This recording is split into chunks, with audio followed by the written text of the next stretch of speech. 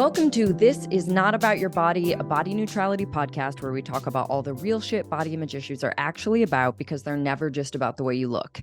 I'm your host, Jessie Nealand, and today I have with me Christy Calahan, who is a size-inclusive yoga educator committed to helping yoga teachers learn how to teach and cue their classes in a way that won't let their plus-size students leave feeling defeated or thinking yoga isn't for them. She goes by the name Chubby Lotus Yoga on Instagram, and I love her work, so I'm very excited to have her on here. Welcome, Christy. Thank you so much. I'm so happy to be here. Yeah. So I just want to start by having you talk a little bit about your own personal body and body image journey and what got you into this work. Okay. Well, thanks again for having me here. This is such a great place and such a good conversation. So I actually tried yoga about 20 years ago 22 years ago for the first time. I was in a larger body at that time, and I decided to try this yoga for weight loss DVD by The Biggest Loser. And I had never done it before. So I did it in my living room, and it was taught by all, of course, slim teachers. They were all the hosts from the show, and there was nobody in, the demo group that was behind them in a bigger body. And so there was no cueing. Now this is, 20 some odd years ago. So this movement had not even started yet, but it was very frustrating. We were in a seated forward fold, and I tried to fold over my tummy, which is big, and I could not do it. And I was so frustrated and so defeated and so ashamed. And it really sent me down this horrible spiral of, hatred, body hatred, self-hatred. And I just laid back on my floor in my living room by myself and just cried and swore off yoga forever. It was rough. Just assumed this isn't for big bodies, so I thought we'll never again. And then fast forward a few years, I had gotten divorced and lost a lot of weight, like 80 some odd pounds, and gotten into really good shape and decided to try yoga again in a studio this time. And it went really, really well. I became obsessed, and and I wanted to do it like every minute. And so, a few years into that, I became a teacher. And at that time, I was teaching both yoga and self-defense and boxing and fitness. So my life had taken this complete change. And I taught a very athletic style. I was in a smaller body. And so my whole world perspective changed. And then, and fast forward, I taught like that for about 8 years or so, somewhere in that range. And then I got injured. I started gaining some weight back. And then, of course, I gained even more than I had lost, which is typical. And so then I did not know how to do yoga in that body anymore. And it was really hard. I had a very athletic practice. I didn't know how to use any props. And so I started going to local classes, I went to beginner classes thinking, somebody's going to help me with this body. And, my experience was rough. I was mostly ignored by teachers. They barely even greeted me, if that. And it was horrible. It was a very different experience. I didn't go in thinking, so I wasn't looking for people to treat me different because I had gained weight. In my mind, it was like, didn't even cross my mind, Wow, yeah. And so it's not like I was looking for that, but it was a very different experience. It felt horrible, and started to remind myself like, oh yeah, yoga isn't for big bodies. And so I kind of wasn't sure, maybe I need to be done with this. Maybe this just isn't part of my life anymore. And then I decided no, so after doing a bunch of, studio classes and that going so poorly, I decided I'm just going to do my own thing. I'm going to create a bunch of variations for poses, and I'm going to post all that. And so it kind of grew into this, thing where I was teaching classes and then I started teaching teachers. So that's kind of evolved Yeah. from my own just journey of being back and forth, Yeah. Well, thank goodness you didn't give it up. This is something the world needs so bad. Yeah. Um, Thank you. what an awful experience. Did you feel at the time like, were you mad at the teachers for treating you that way? Or what was your experience of, like, did you complain? Did you ask for cues? No, I saw this as a me problem, not a them problem. Mm. I thought I was ashamed and embarrassed, and I thought this is my fault. My body sucks. I suck. I hate myself. I hate my body. Like Oh, it was that kind of spiral, yeah. and I never said anything because in my mind, they were teaching good classes. Right. And so I would be like, yay, it was a great class. I loved it. Thank you. And then I'd go sit in my car and cry, thinking I'm emotional, but Yeah. thinking this was all me. It didn't occur to me until much later that had they had the knowledge and education, they could have taught Yeah. size inclusively. So now I see that, but then just thought it was me. How common do you think that is for people in bigger bodies who take a class here or there, or feel like it's exclusionary or not for them, or they're not given proper modifications or cues, to blame themselves instead of the teachers? I think it's very, very, very common, more common than not. You Yeah. know, I think in my little circle on Instagram, I'm around people that are size inclusive. So there's more of a knowledge that exists. But Yeah. when I speak to people outside of that little community, this whole idea is still foreign. It is Yeah. not widespread at all. And so I think more times than not, people think it's them and their body and, Yeah.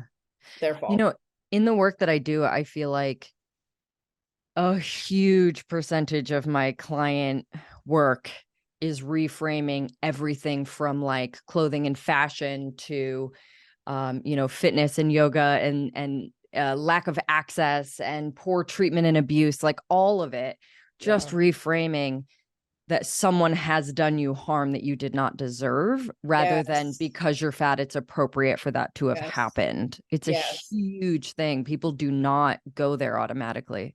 No, I think we've been blamed for so long. It's our fault for being fat. You are the one that needs to punish yourself and be ashamed and hate yourself. And I Yeah. look at things as silly as like there's, condiment brands out there. There's brands that do these 0-calorie foods, Right. and it's obvious that that is all about weight loss, being thin, versus wellness and health. And I Yeah. think this is just like pushed on us so much from every single angle. Of course, it's our fault, in Right. our minds. But someone's telling us that. You're so right. I love that you said that. Like somebody else has done you harm. Yeah. Also, it kind of reminds me, I mean, thank goodness we've come as far as we have, but also we still have a long way to go with this. Yeah. But I would say most liberal to leftist people at this point can kind of all agree that, like, you can't have uh attracted sexual assault to yourself based on what you're Right. wearing, right? Like there's Yeah. definitely an understanding that has shifted in the last couple of decades around that completely. Yeah. But I feel like it's exactly the same logic here. Hmm. That is like, I mean, essentially, well, what was your body size is, well, what were you Right. wearing? Like, Yes. oh, did someone abuse you? Yeah. That's probably your fault. You shouldn't have made Yep. them abuse you. Like it's Yes. horrible and misguided, but really, really common. Yeah, I agree. Every time I go into the doctor now, being my size, it's almost always because of my weight. You're fat, of course they don't say that, but Yeah, you need to lose weight and then that's going to magically resolve all of your problems. yeah. Okay. Well, Yeah. that's not true.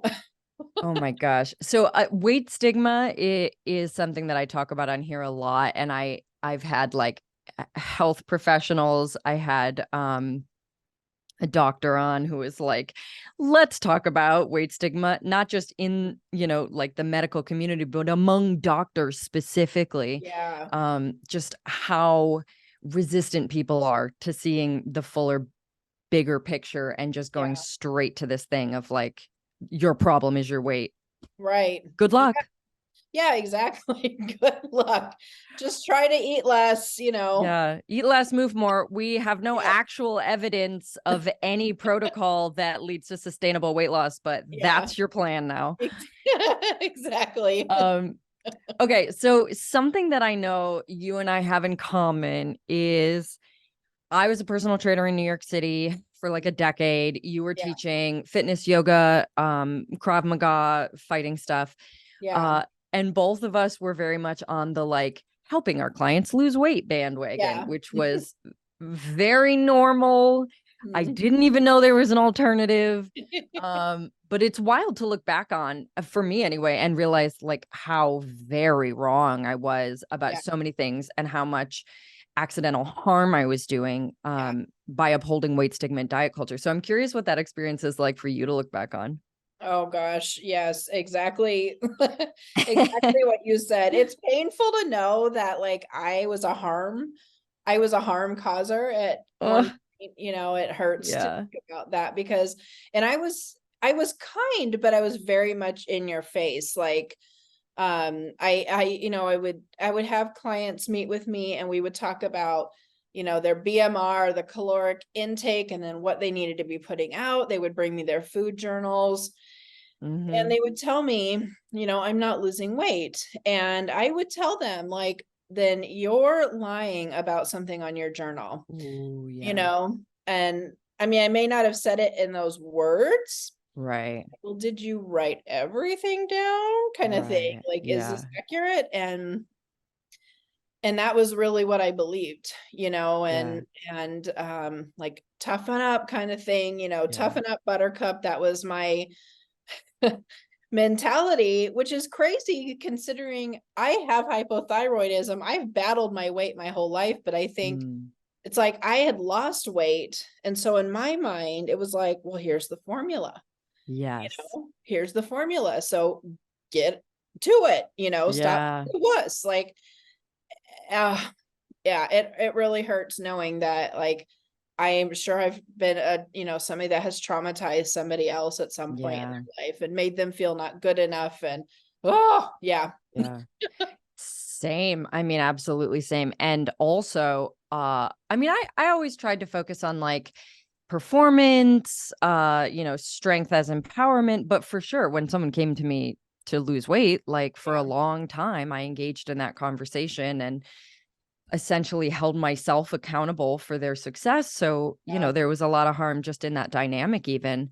Yes. And yeah, I totally relate to that feeling. And yeah, also my formula Yeah. for what worked was basically genetics. So I did not know that at the time. I took a Yeah. lot of credit Yeah. for my body shape and size in ways that I now know to be completely unfounded. Yeah. And I like wonder, how did I like trick myself into thinking I had done this, and that I would lose it all if I stopped doing all of these things that I was doing, around food and Yes. exercise. Like it's a genetic thing, man. I gave it all up and I was still more or less the same size. Like Yeah. that harm right there of not even understanding that genetics played a role or as big of a role as it did is shocking when I look back. Yeah. And so many things really affect, like for me, I saw what I thought was true. So like when I did gain weight, I did blame, well, I stopped exercising like a freak, Yeah, but yeah. I was exercising like 20 hours a week really hard. Like I was Whoa. insane. Yeah. And the funny Whoa. thing is, I was still chubby, like I had lost a lot of weight, but it's like I look back now and I think that level of exercise kept the large weight at bay, but Yeah. it did not keep all of it. And then I found out I had hypothyroidism. It's like, duh, but Right. at that time, it's like, well, I blame myself. I didn't Yeah. try hard enough. I wasn't working hard enough. I wasn't eating, blah, blah, blah. Oh, And that's the thing I perpetrated, Is yeah. that the right word? Yeah. Yeah. To anybody listening, weight is not just about your behaviors. Yes. There is a huge genetic component. There are so many other factors that go into this. So much. Oh my gosh. Yeah. Um, so what I'd like to hear then is, how did you get into what you do now in terms of like body positivity or size inclusivity, accessibility? Like, what was your journey from the sort of fitness diet culture version of you to now? So it was the weirdest little trigger that happened. I literally saw this post on whatever even website, I don't even remember, but it was talking about like all these toxic things to cut out of your life. And one of the things on there said to cut out toxic diet culture. And Mm. I had never heard those words. And I was like, what? And so that was what started it. I started to try to understand what that even meant. And then I went through this really weird, Yeah. like something I think we all go through when we step out of diet culture. Like I had to now think, well, I'm not on a diet. I'm not researching a diet. I'm not planning on being on a diet. I had Mm. no idea how to exist. It was, I mean, seriously, it seems so crazy to think about now, but Yeah. like then I didn't know how to even think about food. And so I went on this just crazy journey of trying to understand, like, weight loss is fine if it happens, but like that, it should not be the goal. Like Right. shrinking myself should not be the goal. It is not the end all be all. It doesn't make my life better. It doesn't, Yeah. I mean, maybe in certain ways it's easier, but that's just this whole idea around losing weight, having to be small, like it's such bullshit. And it was really hard to wrap my mind around it. And so I watched like everything I could on Instagram, like to try to understand Yeah. what do I eat then? Yeah. Oh my gosh. What do I think about all day? Exactly. What do I talk to my friends about? Oh Like, my gosh. what Yeah. jokes do I make? It's always about like, oh, I'm carb raging, whatever. It was Right. really interesting. So then I just kind of started to like find this subculture of, body positivity, body neutrality, and became obsessed. And so I kind of started my own little journey, pulling things from people. Yeah. And I went from a person that truly hated myself. I mean, Mm. like on a gut level. Like I used to punch myself in the stomach. I just hated myself. And that was all Oh. weight, which is insane to me to think Yeah. like Yeah. I could hate a whole human because I was fat. Like that's Right. madness, but that's where I was. And I started being softer. Like I wrote my body's story. So I remembered something I'd heard once that said, if you hear somebody's story, you'll love them. And Ooh, I like it was that. so Yeah. good. So I started writing my body's story, like what my body has been through, that, like birth and, Hmm. breaking a leg and all this stuff. And I started like thinking about my body's story as a person almost. And it grew this like nurturing feeling. And Yeah. like I thought about how sometimes, and maybe I'm just weird, I don't know, but like if I pick up a leaf from outside, I can't just like, if I look at it, I can't just like throw it away and be like, oh, who cares? It's like I picked it up, I look at it, and then I feel like some kind of thing Yeah. about something I touch gently. Yeah. Yeah. So I transfer that to myself, and I would like touch my arms gently, touch my tummy Mm. gently, and started rebuilding this relationship that I'd never had. Um, and then it just kind of grew into this, I just changed my style of teaching yoga. And then I had a lot of yoga teachers on my Instagram page, and they were asking me all the same questions, the thinner yoga teachers. And so I pivoted, Yeah. What kind of questions?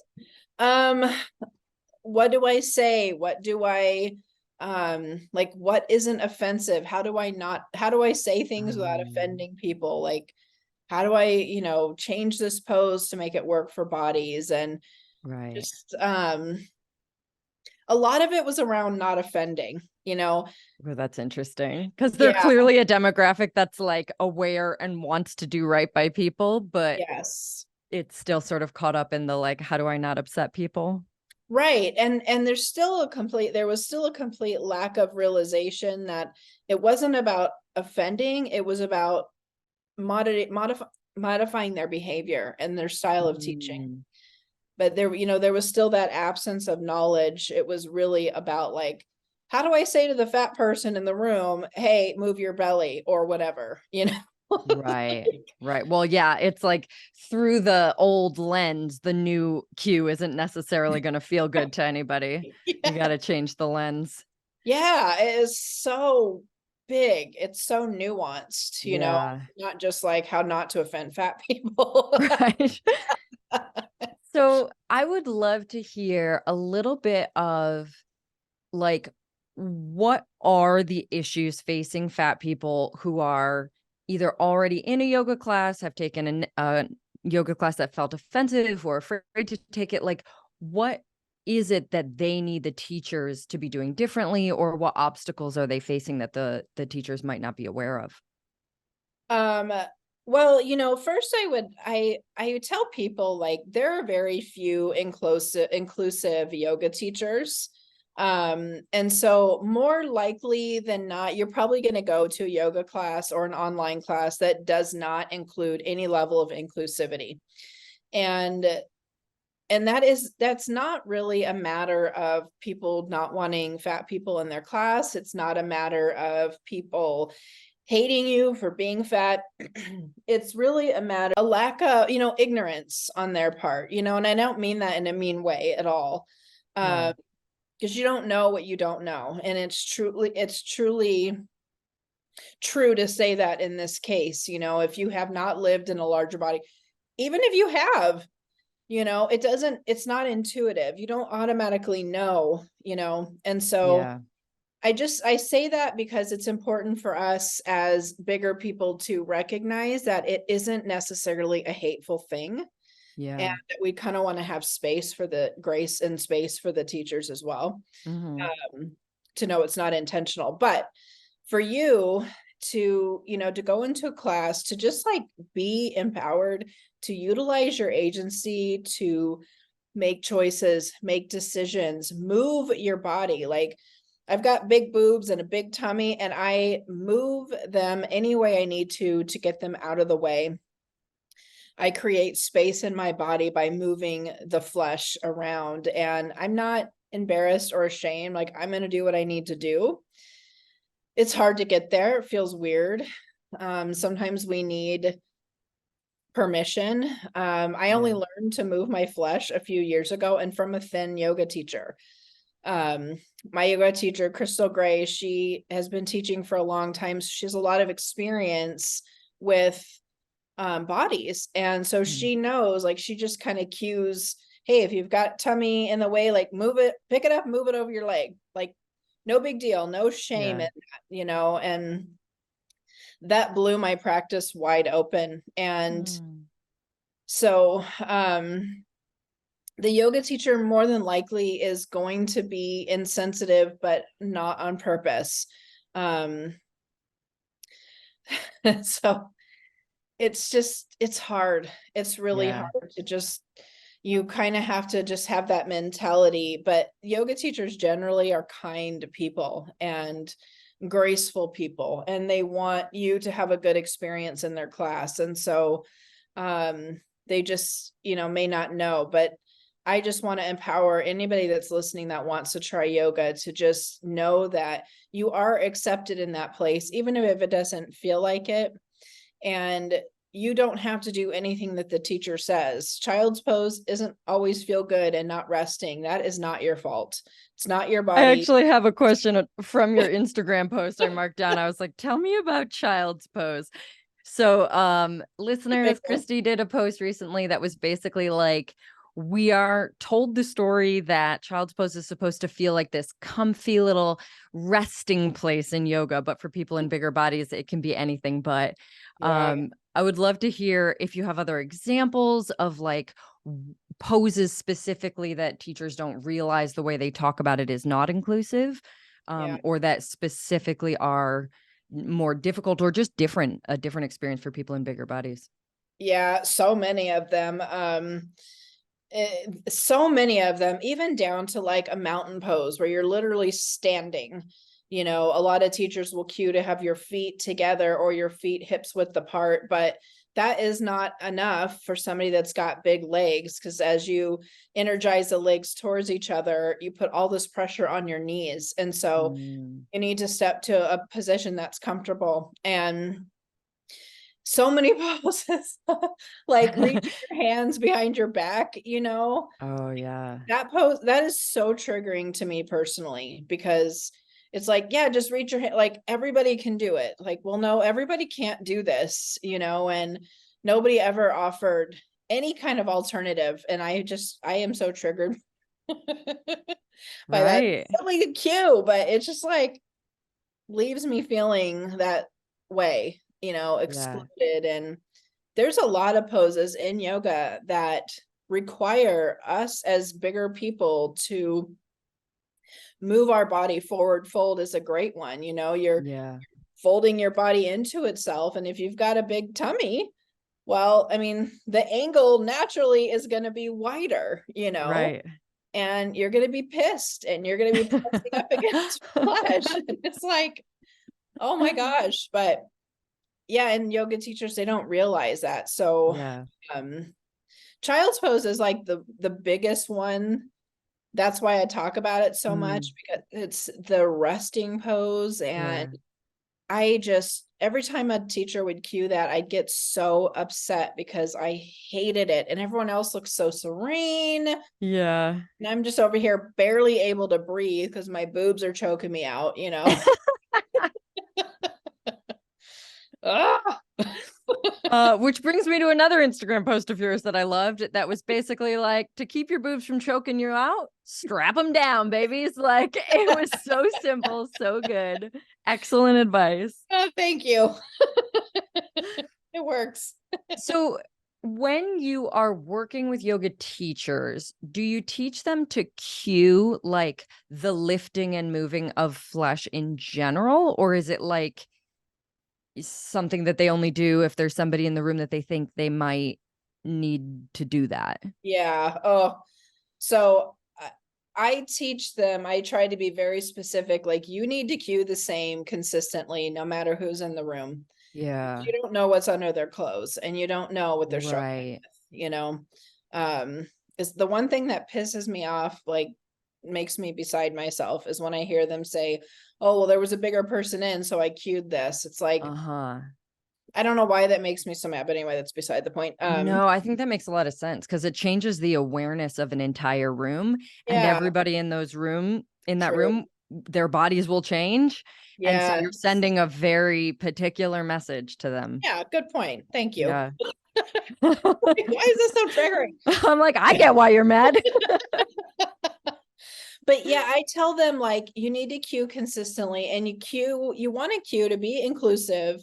You cue the most accessible variation of a pose first, and then you cue for additional sensation, additional flexibility needs, Mm, strength needs.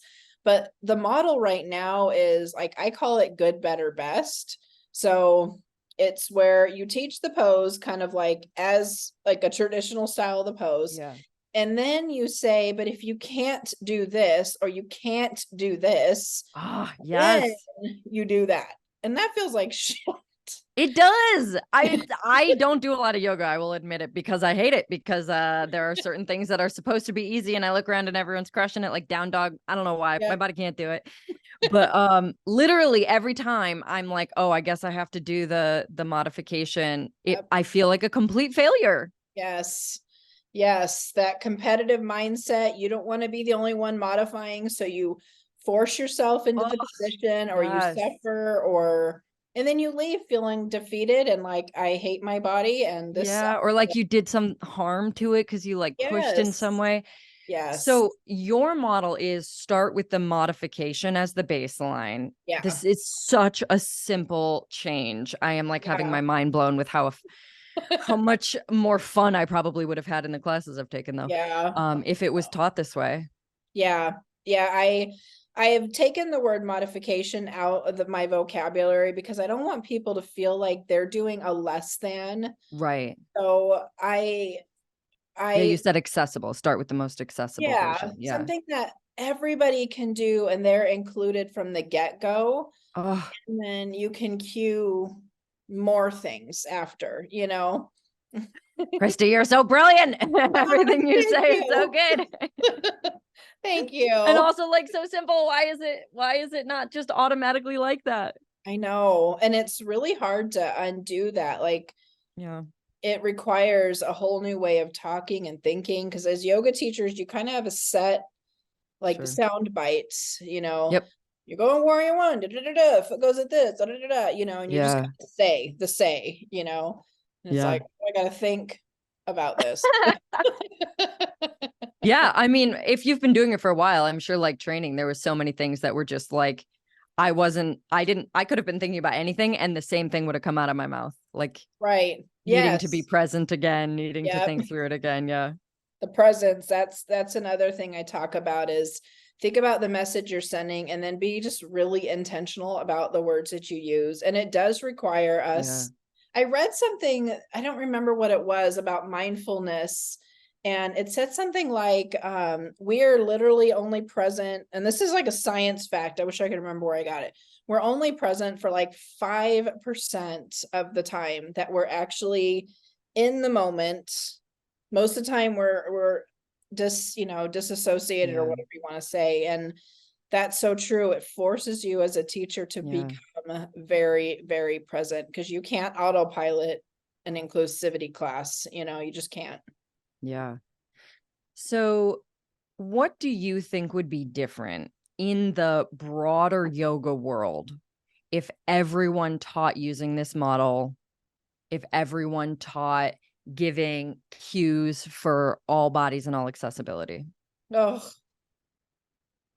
my heart aches just thinking about that. I think that I think it would look 1,000% different. I think it would be a more of a therapeutic um um thing, Yeah, yeah, modality,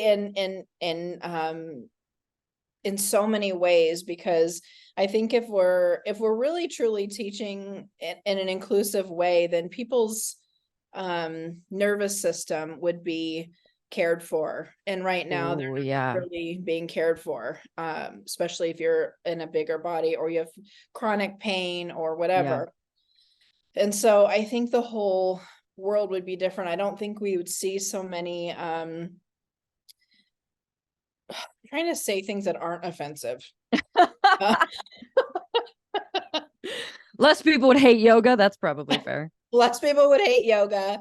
They'd be more willing to try it. It would be more like a neutral space. Like, if you think Yeah, about going to do like acupuncture, you probably don't think of it as like only for thin people or only for this kind of person. You think sure. this is a therapeutic modality, and really that's what yoga is. It's a therapeutic modality, and it's fun, and it's a beautiful practice as well. It's all these beautiful things, but it is a therapeutic modality. It does amazing shit. Yeah, yeah.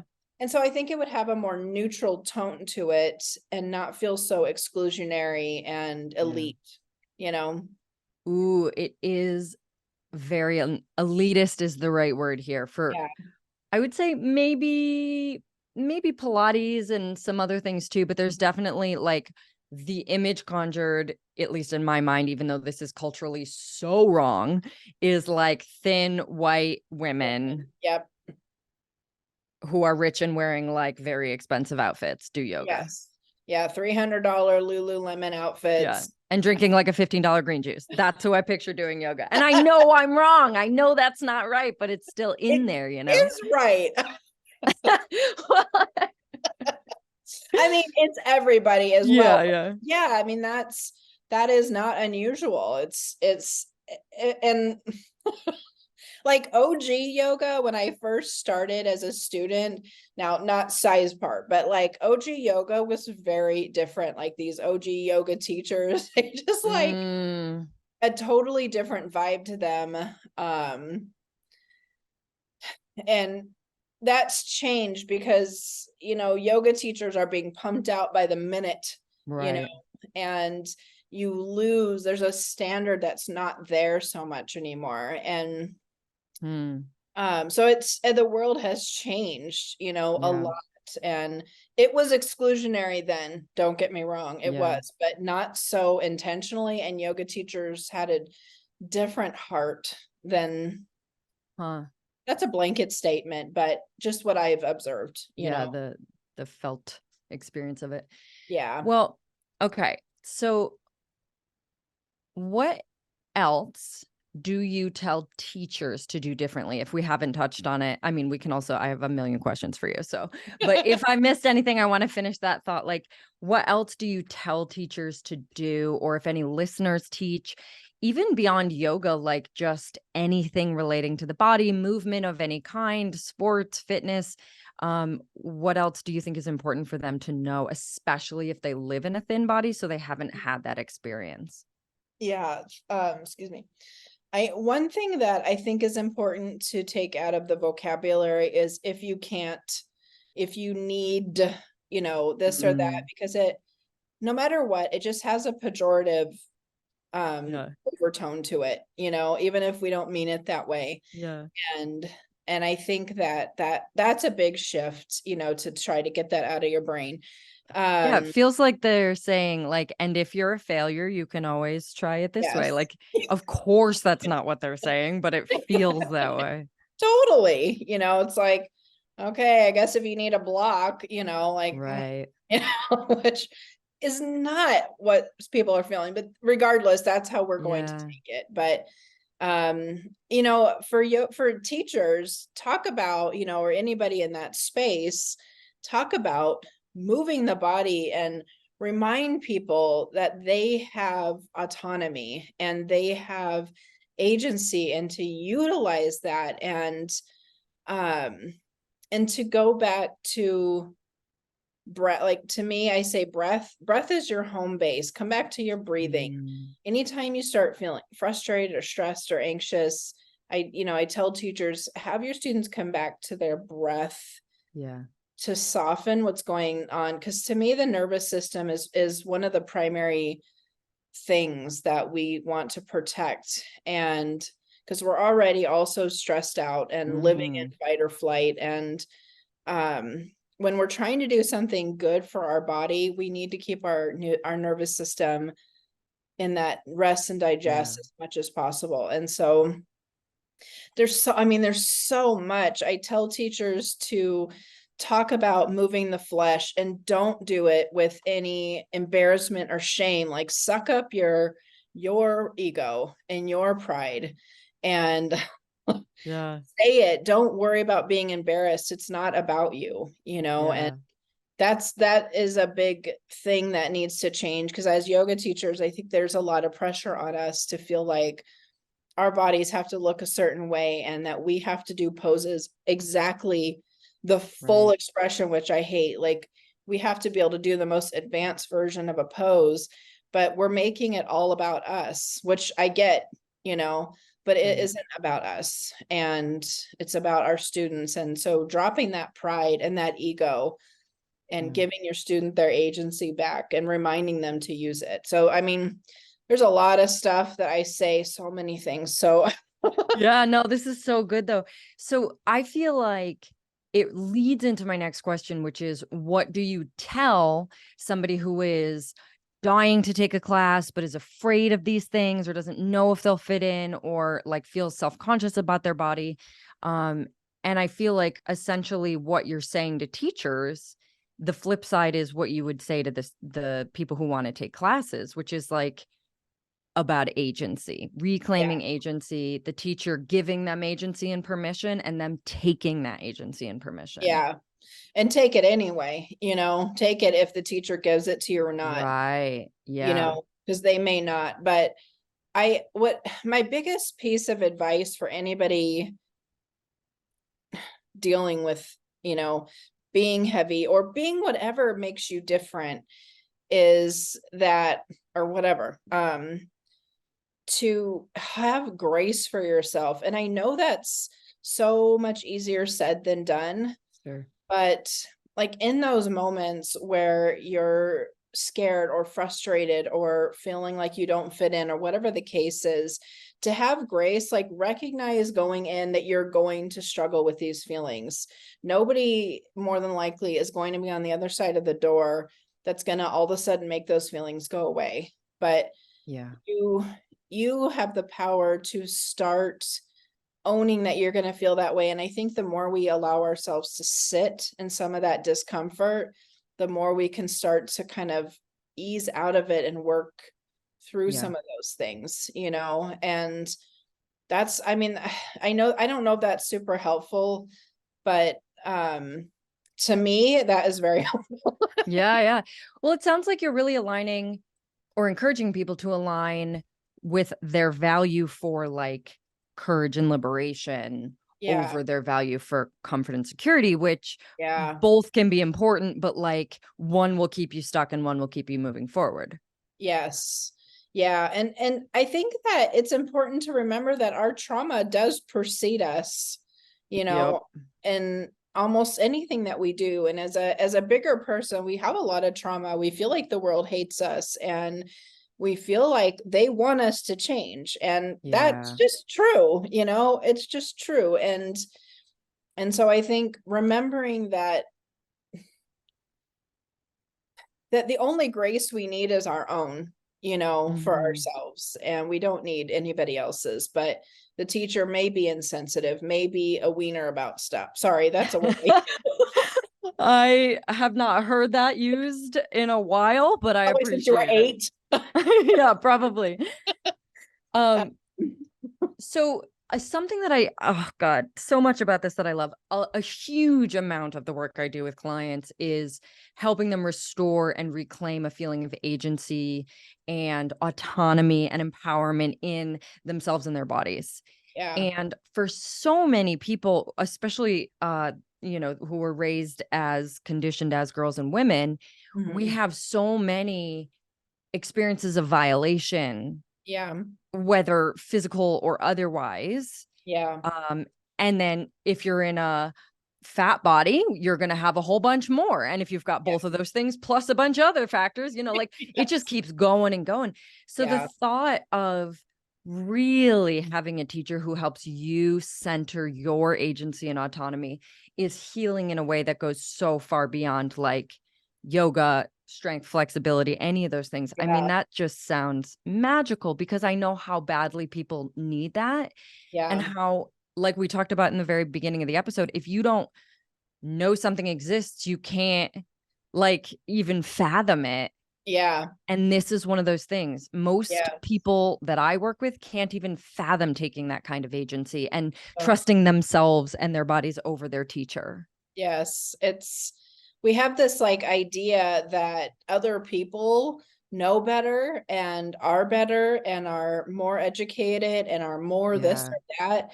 But one really interesting fact is it's an FBI statistic, and I don't remember the exact statistic, but I want to say, I can't remember the exact statistic, but it's like a really high percentage of I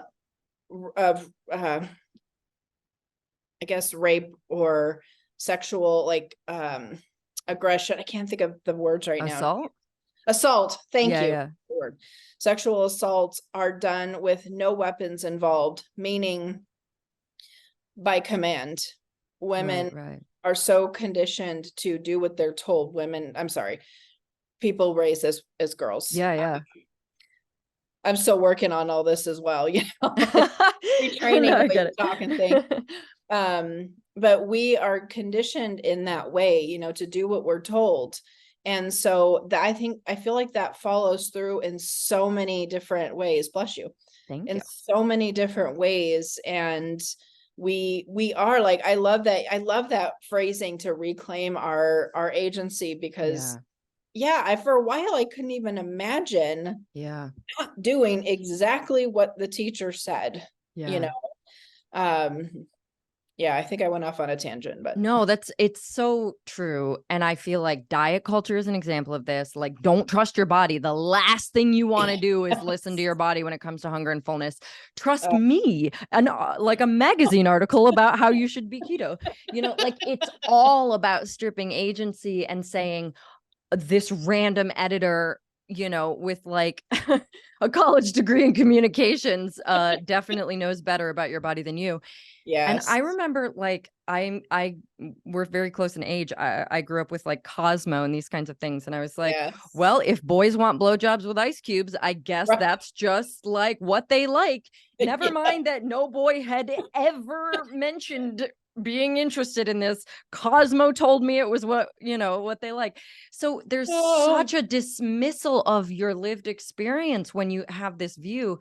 And it takes a lot of work to yeah. shift like that being center to your information being centered. Yes. It's like freaking crazy. It's like the whole overhaul of everything you ever have been Yeah, told. totally.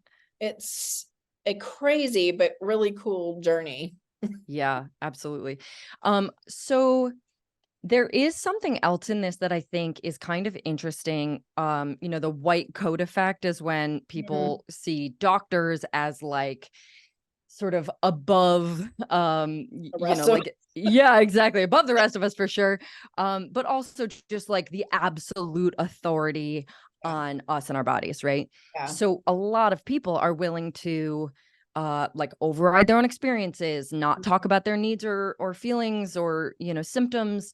yeah. If a doctor said something, which as you mentioned, a lot of times it's going to be, hey, you just need to lose weight. And you're like, really? Because my liver hurts. Like, or you know what I mean? Like, but Yes. because of the way we hold doctors in this very particular authority Yeah, regard, we end up doing a real disservice to ourselves and our health. And I yeah. feel like something similar happened as a personal trainer, even. I mean, looking back, I feel like I had somewhat of an inappropriate amount of authority. Like, I Yeah. was Oh, very yeah. knowledgeable about strength training, but I should not have been placed in this like Mm, role that I knew some of my clients put me in. yes. Um, that was like they would do anything I said because I was the authority. Yes. And I think it's very similar in yoga. And there's also like that guru mindset of like Mm, better than us has this authority because it, you know, comes from like a, I don't know, cultural something. yes. And So true. it gets like really harmful for the people in the class. Yeah. Yeah. When they think that you're the expert on their body, you know, Yeah. um, yeah, like one thing you'll hear a lot in yoga classes is you should be feeling this, you know. It's like, no, what the teacher would be better off to say was, you, what are you feeling, you know? Right. Invite your students to notice what they are feeling instead of shooting all over everybody, Yeah. you know, like. And I feel like you're so right. Like, we just are so set up that when we take a class from somebody or we go to somebody, Yeah. they know everything about us. That's like, Right.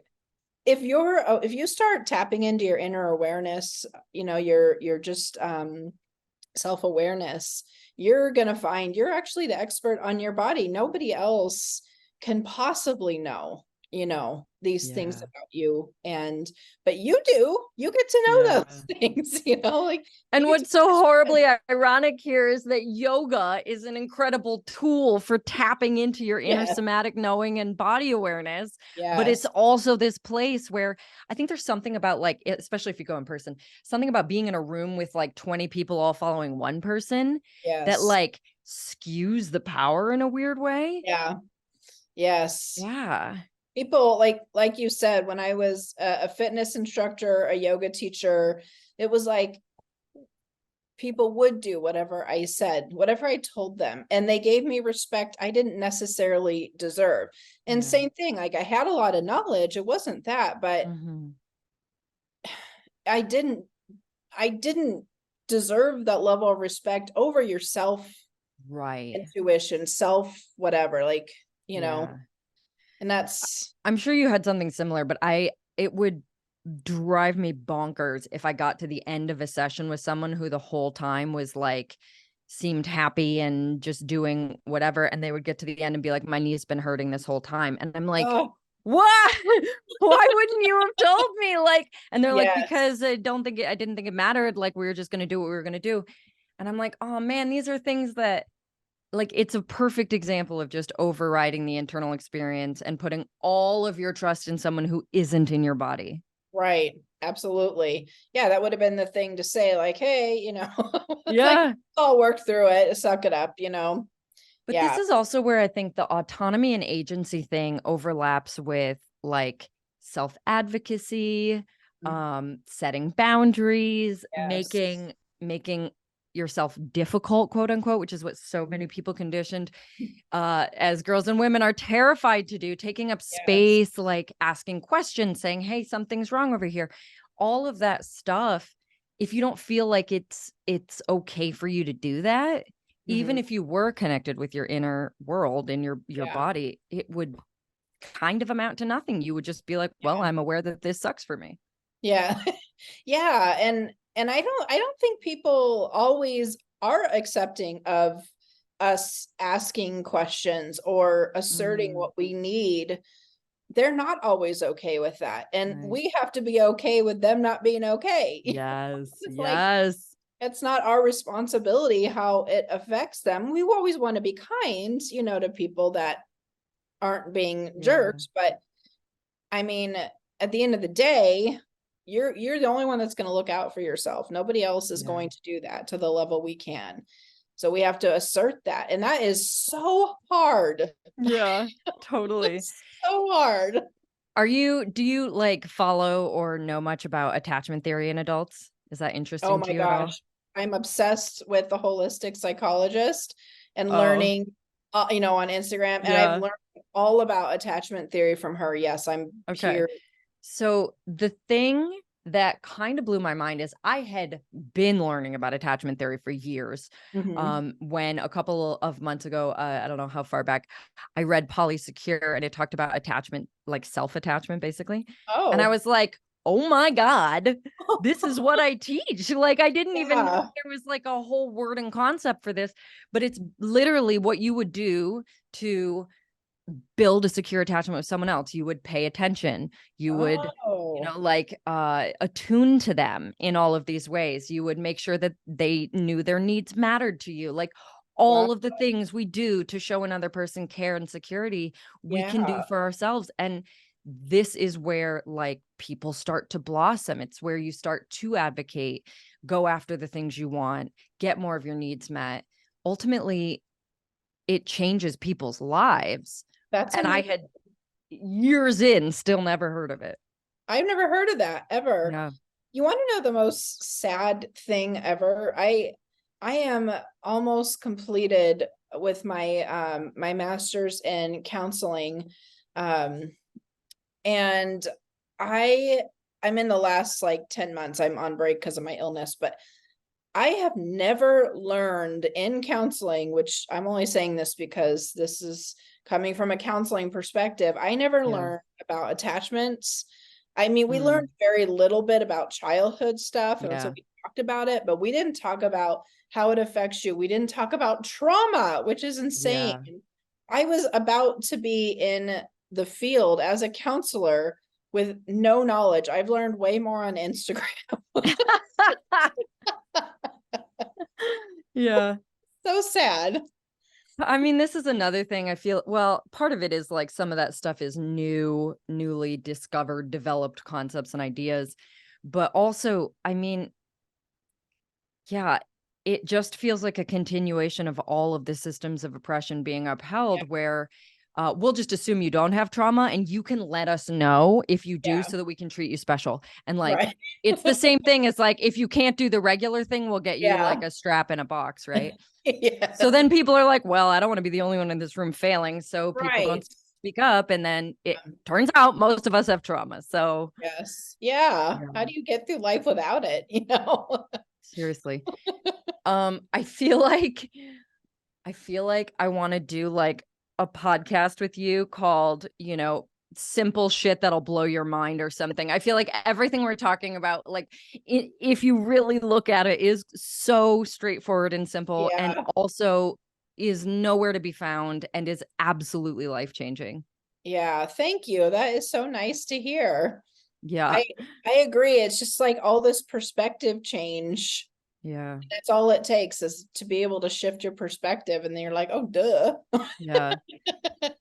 So what would your advice be for someone who is entering a class or thinking about taking a class, who wants to feel this feeling of agency and empowerment that you're describing? Like, do you have ways of helping people access it in a world where maybe that's really new?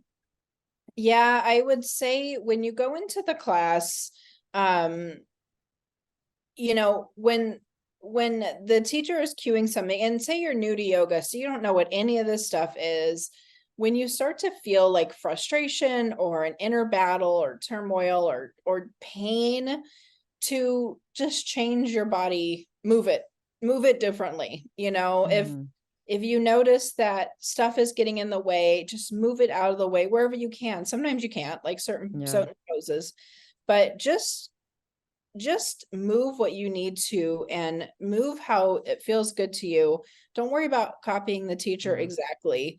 um and I know we still live in a polite culture, so we that can be difficult sometimes. Mhm. But you have to go home with your body. They don't. So, Yep. just start to feel inside. I close my eyes a lot when I can, and I try to go inside with my eyeballs and move to the Yeah. different spots. Like, how does my shoulder feel right now? How does my butt feel? How does my stomach feel? Yeah. Whatever. And start being aware of exactly what your body is feeling, and then change your body, and I mean Yeah. positioning.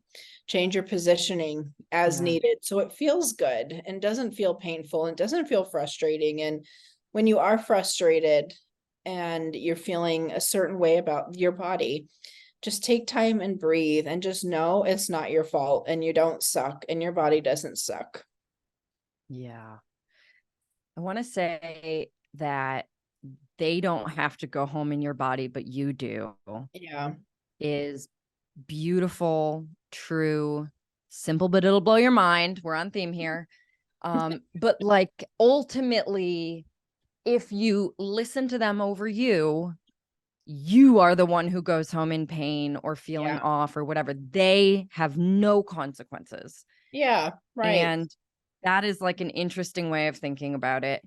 Um, I also want to say that I am a complete brat in classes now, because knowing what I know both about like, strength training, anatomy, fitness, whatever, and myself, my own body, my own limitations. Yeah. Um, my partner, we were just new to dating in LA. He loved Soul Cycle spin classes. So he got me to go with him one day, even though I was like, that's not my jam, but okay, we'll try it. And he was like embarrassed for me that I Wow. would get a cue, because I would just not do what she said. Like, if Yeah. it was something I'm like, oh, my traps don't like that, I'm just gonna not do it. And Yeah. then, the teacher would like cue out to the class, obviously aimed at me, like, everyone should be able to do this one. Like, just really try or something like that. Oh, And I would just kind of like shake my head, like, no, thank you. yeah. And he was like, I don't know how you like survived that. It would have made like he would have like never dared. And So I know so many funny. people like that, it's Yes. so scary. But I'm like, I advocate for brattiness in all things. Like, you're allowed to be like, oh, no, thanks. That's not for me. Like, Yep. it is a superpower in the world. Yes. Oh my gosh, it so is. And I think it's so hard. We just have this polite mindset. Like we Yeah. don't want to offend. And I get that. Like I get it 100%. And it's so hard, but Yeah. it's so worth it once you start finding your Yeah. voice. And you don't have to be a jerk about it. Like you can be kind, Yeah. Yeah. You can be kind and bratty at the same time. I like that. That needs to be a t-shirt. Kind and bratty. I also do say to my clients in any space that they're feeling like self-conscious, but it would actually break a rule and the world needs us to break this rule. You know what I'm saying? Yes. That just showing up differently is activism. Yes. Showing up differently, like literally in a class where you don't do the thing the way the teacher said, and when they call you out, you continue to do it the way that feels right for your body, is activism. You are challenging that teacher. You are demonstrating to every single person in that class that this is allowed, that like it's a thing that exists even. Like we've been saying, it is a demonstration of autonomy and agency that gives people permission, challenges biases. I mean, it's good for the world. So sometimes it can be useful to connect to it from that lens, even if you can't yet for yourself. I love that. That is, and we are powerful examples when we do break the rules. Yeah. And sometimes teachers don't like it. Their ego is in the way, but it's like you can't worry about them. Right. You can't worry about how other people take it. If you're doing things that are best for your body, then sorry. Yeah, absolutely. So I know you've been doing free trainings on YouTube. I'd love to have you talk a little bit about what they are and who they're for. Yes. So I started putting out my program for yoga teachers on to YouTube. I've just started, so I've got a couple classes out so far, and I teach basically how to teach size inclusively. Amazing. And thank you. It's only been a couple so far, and but I plan on getting a lot more. And then my Instagram has a lot, like everything I do right now is free because I have to, but yeah, but I like it because it gives me a lot of freedom, and it's accessible, which is nice. So I mean, it really is geared toward yoga teachers. But I probably will be putting some things out for yoga students as well. cool. So yeah, that'll be coming at some point. I'm just not sure when. Yeah. And I would say likewise, a lot of your Instagram is geared towards teachers, but I would say that anybody who works with anyone in terms of like a bodily physical capacity has so much they can take away from that. And just a person who is feeling self-conscious, maybe in a bigger body and not sure where they fit or if they fit, it's super empowering, and it normalizes a lot, like literally lift your belly up and move it to the side, like wear a strap around your boobs if they're choking you out. Like it is such great advice, such great content. I hope everybody goes and follows you. Will you tell them your like how to find you on YouTube, Instagram, anywhere else? Yes, my Instagram is Chubby Lotus Yoga. And my YouTube, I just changed it out of Chubby Lotus Yoga. I think I have it called it Size Inclusive. But if you want to go into my Instagram, Chubby Lotus Yoga, I have a link directly to my YouTube. And perfect. Yeah, I was trying to get more people because Chubby Lotus Yoga, like nobody's looking at that, Gotcha. It's a good name though. Thank you. Okay. Anything else for today? Anything I didn't ask or that you want to say? No. You asked great questions. Oh my gosh, this was the best. You are brilliant. I am so happy I had you on here. Thank you for sharing all of your wisdom. I hope that everyone listening goes and follows you and learns from you. And to my listeners, thank you so much for being here. And I will catch you next week. Thank you, Christy, for being here, and I'll talk to you soon. Thank you. Hi, everyone. I'm Jessie Nealand. I just want to take a moment to thank you for watching this video. I put out new episodes of my podcast every Tuesday, so be sure to like, subscribe, and turn on notifications so that you don't miss those, and feel free to leave me a comment. If you are looking for more information about body neutrality or you want to work with me, you can always find me at my website, jessienealand.com, or you can purchase my book, Body Neutral, a revolutionary guide to overcoming body image issues wherever you buy books, ebooks, or audiobooks. We can also connect on Instagram or TikTok. My handle is Jessie Nealand. And I make this podcast for free and without any sponsors or ads. So if you want to support my show, you can use the Patreon link in the show notes and know that your support is always very much appreciated. Lastly, thank you to my brother, Jason Nealand, for creating the music that plays at the beginning of the show. And thank you for listening, learning, and moving toward personal and collective body liberation.